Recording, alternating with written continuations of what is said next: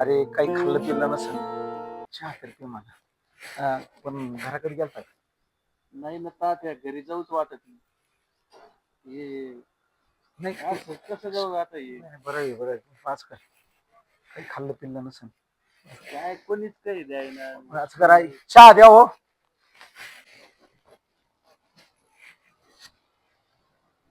घे.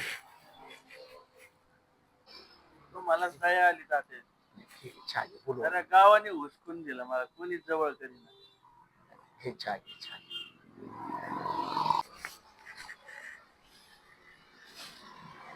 येऊ का तात्या?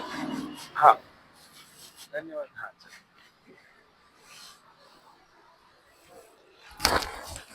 ए तो डोळे बिळे फुटलं का तू पुढे बघून चल ना, कळतं तुला? कळतं का? हा चुकलं चुकलं मालक, चुकलं अरे या एरियाचा भाई आहे मी, तुला कळतं का काही? हा चुकलं मालक. निघ, जा, चल. आलं कुठून तोंड वर करून चालत पुढं बघत नाही, माग बघत नाही, चालत तोंड वर करून. ए इकडे ये जरशी दादा, ये इकडे ये. त्याला माहित नाही की त्याला मी कोण आहे. चुकलं तात्या. बस बस बस. काय झालं बाबा? दिसलं नुसतं धडकच बसली होती ना. त्याला कळतं का मी कोण आहे? सांगा त्याला. पण तो कोण आहे? तो मला तुला माहितीये का? कोण आहे? तो कालच सुटून आलाय जेल मधून. हा 10 वर्ष सजा झाली. गावात येऊन तोच एकटा दादा होता. आपल्या गावात त्याच्या शोपनाची दादागिरी नव्हती. चांगले चांगले दादा त्याच्या पुढे थर कापत होते. हा आणि तो आता आला आणि त्याला दम द्यायला लागला.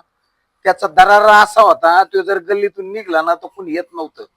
पण ह्या वाईट परिणामाचा आज असा झालाय, तो सुटून आल्यापासून त्याला कोणी खायला द्यायना, पाहायला द्याना, घरचे विचारणात.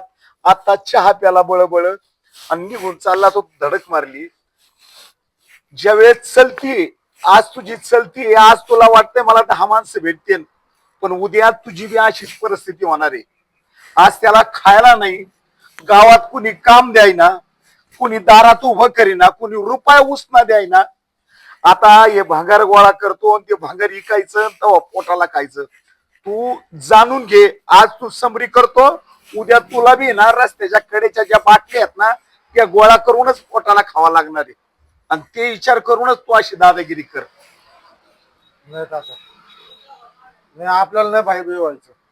आपण नाही गुंड होणार, आपण चांगलेच राहणार, आपण नाही होणार.